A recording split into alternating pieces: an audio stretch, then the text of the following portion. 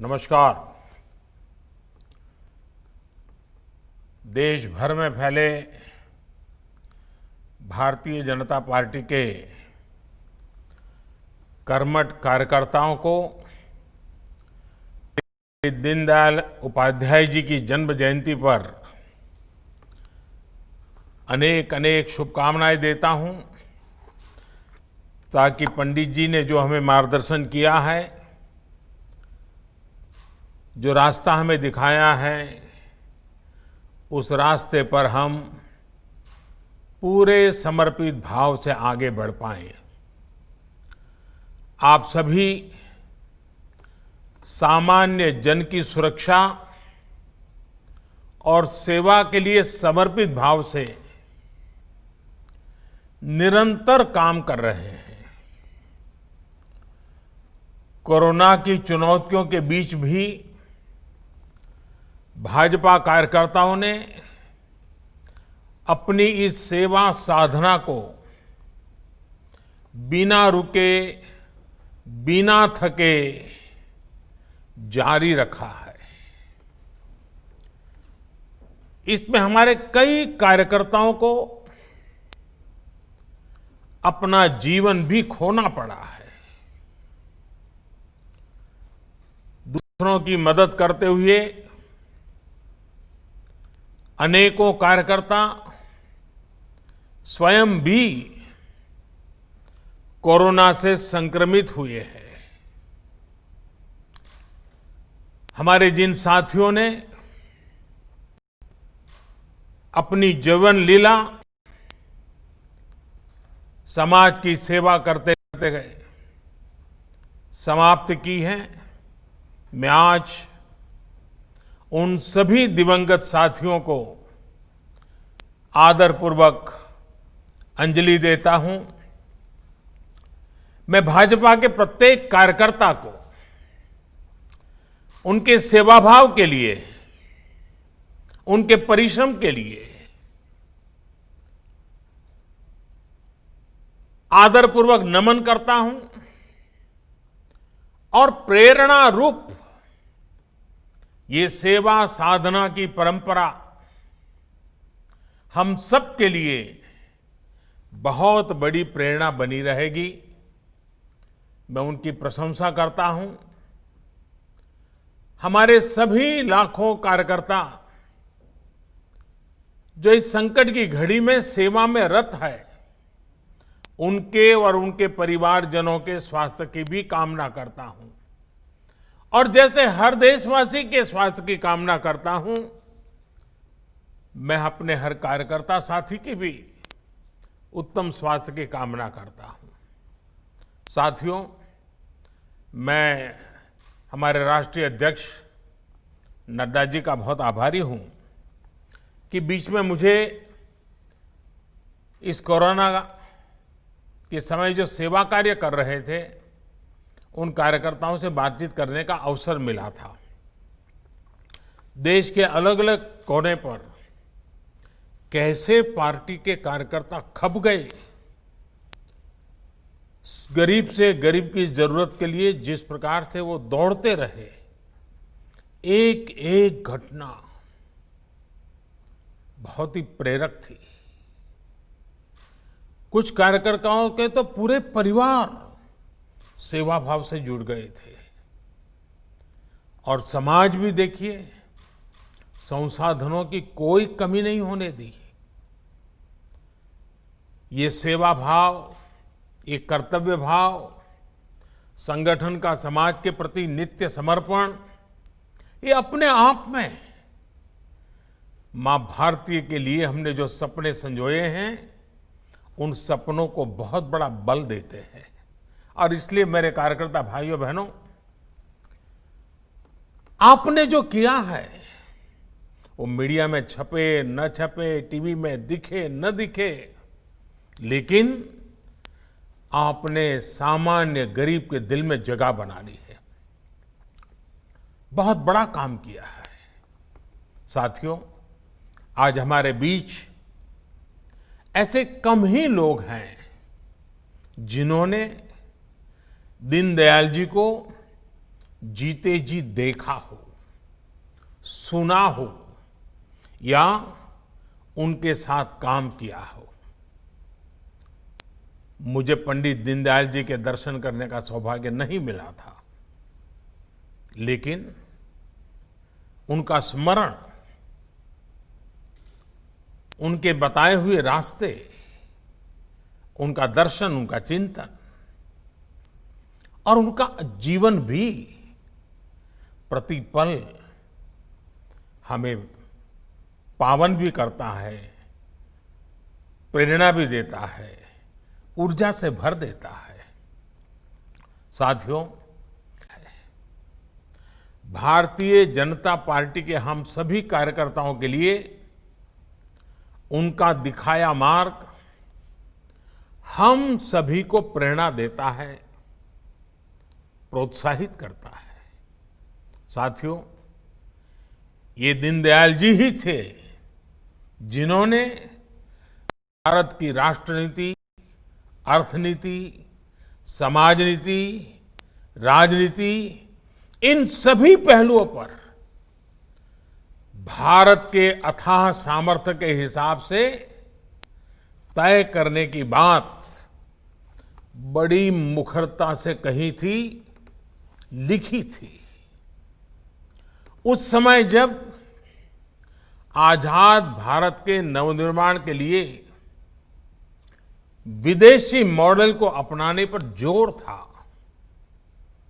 तब भी दीनदयाल जी आधुनिक भारत के विकास के लिए भारत की मिट्टी पर, भारत के कोटि कोटि जनों के पुरुषार्थ पर, उनके पराक्रम कर, उनकी प्रतिभा पर भरोसा करके उन्हीं से समाधान मिलेगा, उस समाधान को लेकर वे आवाज बुलंद करते रहे थे। समय ने सिद्ध किया है कि दीनदयाल जी का विजन कितना दूरगामी था, कितना दूरदर्शी था। साथियों, 21वीं सदी के भारत को विश्व पटल पर नई ऊंचाई देने के लिए 130 करोड़ से अधिक भारतीयों के जीवन को बेहतर बनाने के लिए आज जो कुछ भी हो रहा है, उसमें दीनदयाल जी जैसे महान व्यक्तित्वों का बहुत बड़ा आशीर्वाद है। इस बार उनका जन्मदिवस इसलिए भी विशेष है क्योंकि बीते कुछ दिनों में ही देश ने वो अहम निर्णय किए हैं जिस पर पंडित दीनदयाल उपाध्याय जी के चिंतन की प्रकाश रेखाएं हैं, प्रकाश पुंज है। हमारे देश के किसान, हमारे श्रमिक भाई बहन, युवाओं, मध्यम वर्ग के हित में इन दिनों सरकार में रहते हुए, राज्य सरकार में बैठे हमारे और कार्यकर्ताओं ने अनेक अच्छे फैसले लिए हैं, ऐतिहासिक फैसले किए हैं। जहां जहां भी राज्यों में भी हमें सेवा करने का अवसर मिला है, वहां की हमारे मुख्यमंत्री और उनकी टीम, वहां की पार्टी और पार्टी की टीम इन्हीं आदर्शों को परिपूर्ण करने के लिए उतने ही जी जान से लगे हुए हैं। आज से ही देश के ईमानदार करदाताओं के हितों को सुरक्षा देने वाला फेसलेस अपील का प्रावधान भारत की टैक्स व्यवस्था से जुड़ने वाला है। ईमानदार करदाताओं को परेशानी ना हो, इसके लिए फेसलेस टैक्स सिस्टम कुछ महीने पहले ही टैक्स रिजिम का हिस्सा हो चुका है। अब वहां से ऊपर अपील में जाना है। अब फेसलेस अपील का प्रावधान करदाताओं को अनावश्यक रूप से परेशान करने की प्रवृत्ति से बहुत बड़ी सुरक्षा देगा। और मैंने हमेशा कोशिश की है, सरकार की जिन्हें जरूरत नहीं है उनके जीवन में सरकार दखल न दे। सरकार जितनी कम दिखे उतनी समाज की ताकत बढ़ती है।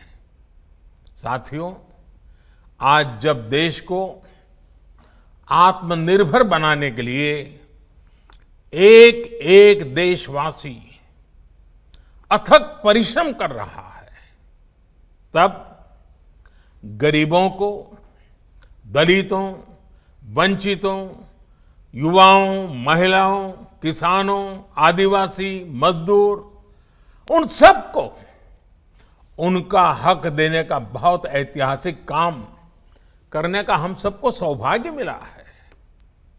और एक कार्यकर्ता के रूप में भारतीय जनता पार्टी ने जिस संस्कारों से हमें गढ़ा है, मन को बहुत संतोष होता है।